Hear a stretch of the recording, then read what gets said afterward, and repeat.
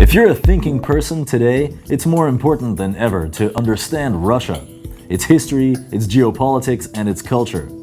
The enormous, ancient, and incredibly complex country is currently living through a period of intense self-identification, in many ways struggling to survive and restructure itself.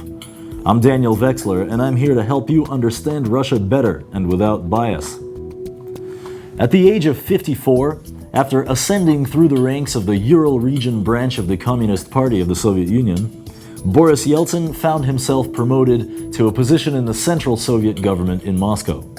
The country was then undergoing a campaign of sweeping reforms initiated by Mikhail Gorbachev, known as Perestroika, or Reconstruction. Gorbachev had brought Yeltsin, who had a history of strong leadership, on board to take active part in Perestroika. The ideology of Perestroika was an opening up of free speech and legalization of dissenting opinion. This was an effective platform for Boris Yeltsin. Once he had made his way into high positions in the central government, Yeltsin began to criticize the leadership of the country more and more openly. He became more and more brash in his oppositional rhetoric. He accused the leaders of the country of being complacent and corrupt. He said the reforms were moving too slowly. On the wave of his oppositional popularity, Yeltsin was elected a People's Deputy to the Soviet Parliament in 1989. That's the same year that the Berlin Wall was torn down and political parties other than the Communist Party were legalized.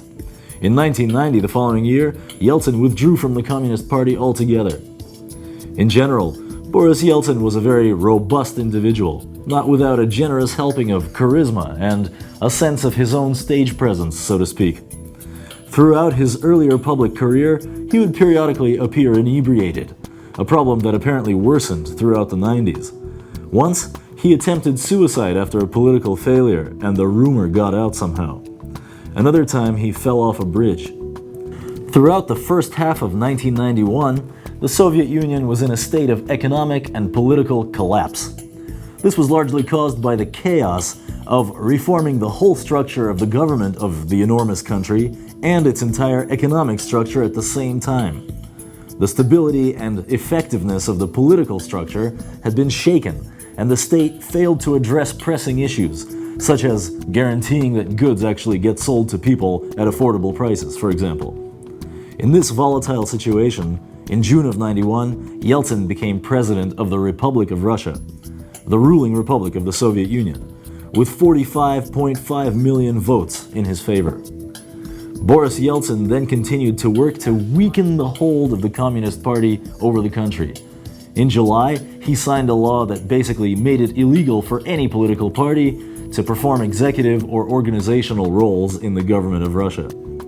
By the way, even today, the president of Russia doesn't belong to any party.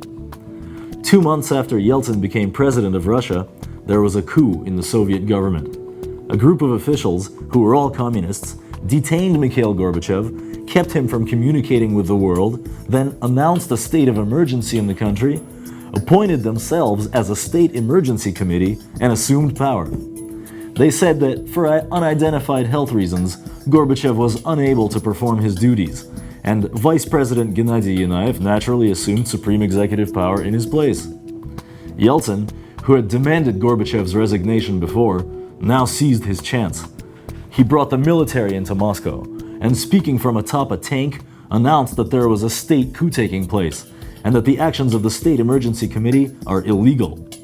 In the coming days, Yeltsin would close down the Communist Party within the Russian Federation. When Mikhail Gorbachev returned to Moscow, or was returned to Moscow, his ties to actual power were hopelessly weakened. In November, Yeltsin made the Communist Party of the U.S.S.R. illegal altogether.